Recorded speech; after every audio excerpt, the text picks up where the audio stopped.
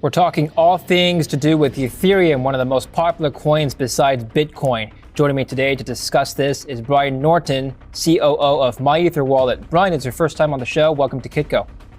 Thank you. It's a pleasure to be here.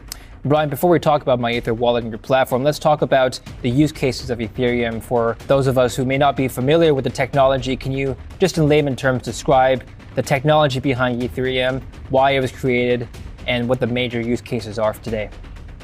Sure. So those of your viewers who kind of understand what Bitcoin is, Bitcoin was designed for the purposes of transferring Bitcoin. The Ethereum project was designed more for the creation of building applications, building a technological ecosystem on top of it, beyond simple value transfer. So Ethereum works with something called smart contracts, which some of your viewers may be familiar with. And these can power different types of applications, such as popular DeFi applications. DeFi applications are it's short for decentralized finance. And this allows people to interact with financial primitives in a trustless and permissionless way on the Ethereum network. So Ethereum as an asset class, as an asset itself, is actually used to power these interactions on the Ethereum network. So the asset is actually used something like a fuel in order to power transactions, whether those transactions be in the Ethereum itself or in these other assets that are built on top of Ethereum. So that's kind of what we've seen over the last year, is this sort of explosion in decentralized finance, and that has driven new investors to purchasing the native assets so they can power those applications. Okay, Brian, can you elucidate on some of these DeFi products that we're seeing emerge? So, for example, I spoke to an exchange recently, and they're offering these yields on DeFi products. So these yield products are pretty interesting to me. Can you talk about this new trend that we're seeing? Okay, of course. So many of so there's different types of DeFi products that are available on Ethereum. Automated market makers, lending and borrowing protocols. These protocols work in a way where they work with liquidity pools. Users often contribute assets to these liquidity pools in exchange for an interest-bearing token. So they earn interest on their contributions.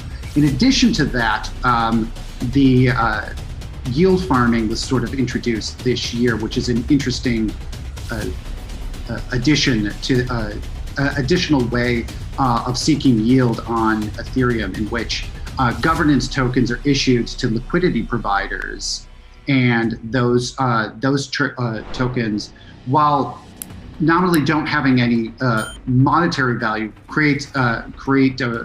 there is a great deal of demand for these tokens, and they've seen an increase in value in secondary markets. And what this allows you to do is they essentially vote on major changes to any of these DeFi protocols.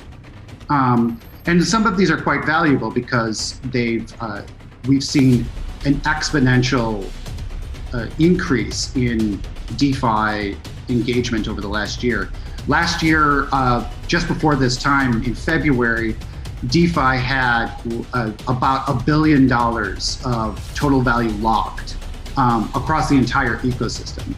Now that's north of $12 billion, I believe. The last time I checked, it was north of $12 billion.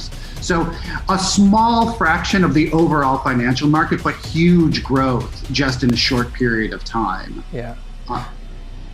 I wonder if any of this, what we've just discussed, has anything to do with Ethereum's price growth over the last 12 to 18 months. If you look at just a price chart here, Bitcoin has kind of taken the spotlight in 2020 as a huge growth instrument, but actually Ethereum has outperformed by several times. So why do you think this outperformance happened in the first place, Brian? Well, I think that one of the things that we can kind of look at where Bitcoin and Ethereum sit in the overall digital asset ecosystem is Bitcoin is primarily viewed as a store of value. Now, Ethereum, the asset, has a lot of store of value qualities to it, but it also serves to run the applications across the Ethereum network. So what we're kind of seeing is, and there was an article in CoinDesk just today about the interest of institutionals in Ethereum because they see this exponential growth in DeFi. And while perhaps wanting to hedge against the direct risks of those particular protocols, they acknowledge the incredible value that's added by these protocols. And so holding Ethereum itself, the native asset to power these transactions on the Ethereum network, serves as sort of a hedge against that risk, while benefiting from the greater demand for the Ethereum token because of the increased interest in DeFi. Okay.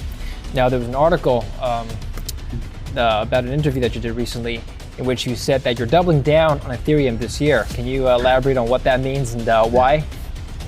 I think that we're just seeing the beginning of Ethereum's growth. With the launch of the Beacon chain in December, which is the first move towards Ethereum's move to a proof of stake network, we've seen incredible interest in people putting down Ethereum 32 ETH in order to stake on the Ethereum to Beacon chain. That shows an incredible amount of investor confidence in the long-term viability of the Ethereum blockchain. And because of the fact that overwhelmingly the developer community is behind Ethereum, the DeFi activity is on Ethereum, that we're only just beginning to see the start of long-term growth for this ecosystem. Okay. Brian, as somebody who is probably interested in buying Ethereum or wants to invest in Ethereum, the way I look at it, and please correct me if I'm wrong, is that Ethereum is sort of an asset that has leverage to Bitcoin. So if Bitcoin goes up by 1%, Ethereum might go up by 2 to 3%. If it goes down by 1%, vice versa. So it has a higher beta. It's a higher beta instrument to Bitcoin. So if I'm bullish on Bitcoin and cryptocurrencies as a whole asset class, then I should be buying Ethereum as a leveraged play. Is that the correct way to look at this, you think? I think that's one way of looking at it. I tend to steer away from looking at the assets as entirely tied. Overall market sentiment, that might show historically what overall market sentiment has been over the last year and a half. I think that when you get down to fundamentals, Bitcoin is a deflationary currency. That's what it's designed to do. Ethereum is a value-generating currency, and so at some point, the valuation, the value being generated on Ethereum is going to break out from Bitcoin, and it's going to move in. It's going to move independently. That isn't to say that there's not always going to be a correlation between the two. I can see that happening for a long time to come. But when evaluating Ethereum's long-term prospects, I think that people who are interested really need to look at the value being generated on the Ethereum blockchain through these other applications. Okay. What do you mean by Bitcoin is a deflationary asset? What do you mean by that? So Ethereum works on a capped supply. So at some point in the future, no more Bitcoin will be mined. And so it's designed to resist inflation, retain its value, and increase its value over time by the halvenings gradually reducing the distributed supply and eventually having no supply at all. Now that poses a long-term security question, after the last Bitcoin is mined, what's to incentivize people to secure the network, knowing that they will earn no more Bitcoin for mining it? So with Ethereum, it works on a minimum viable issuance model, which means to say the network only distributes or mints new Ethereum based on what is minimally viable to keep nodes incentivized to keep securing the network. And as we move to a proof of stake model, that will be distributed amongst independent validators who are staking Ethereum rather than mining it, doing computational, strictly computational. Yeah, mining. that leads to my next question, Brian. One of the things I've read about Ethereum and concerns that investors have is that Ethereum's supply is technically unlimited or infinite, and so that might be a worrisome value proposition as something that has unlimited supply theoretically should go down in value. First of all, is that a myth that it has infinite supply? And second, do you agree with that proposition? So it is a myth.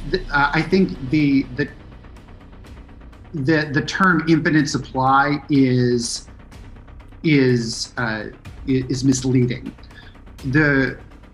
Like I said, it works on a minimal viable issuance, meaning that yes, it will continue to issue Ethereum tokens will still be issued as long as the Ethereum blockchain exists and is up and running.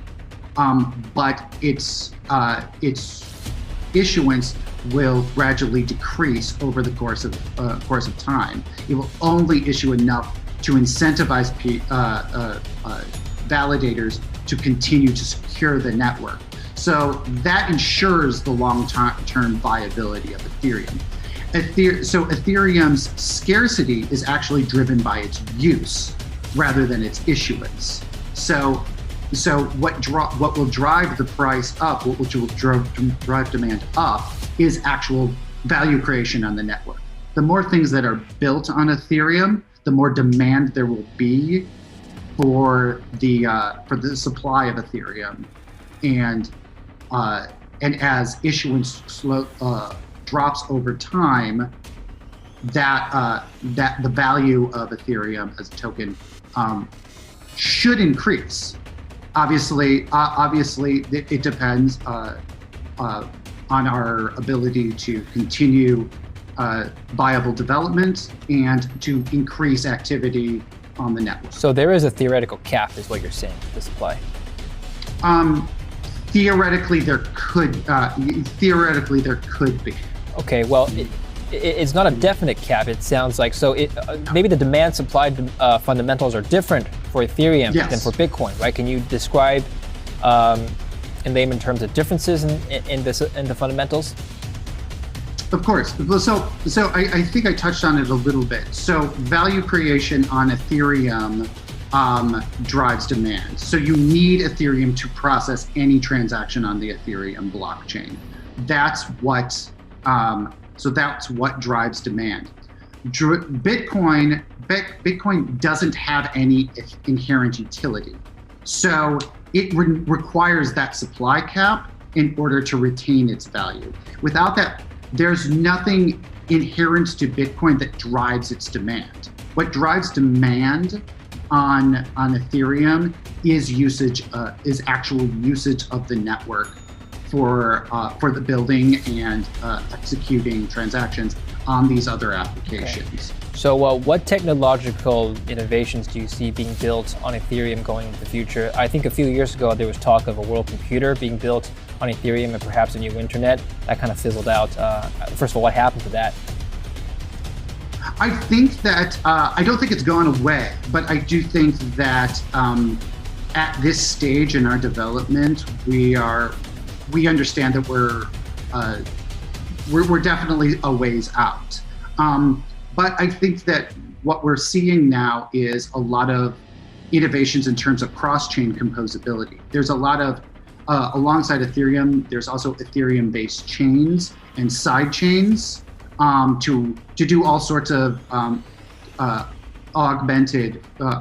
introduce augmented functionality, and increasing transaction throughput so things move faster, cheaper with lower fees than on the Ethereum main chain.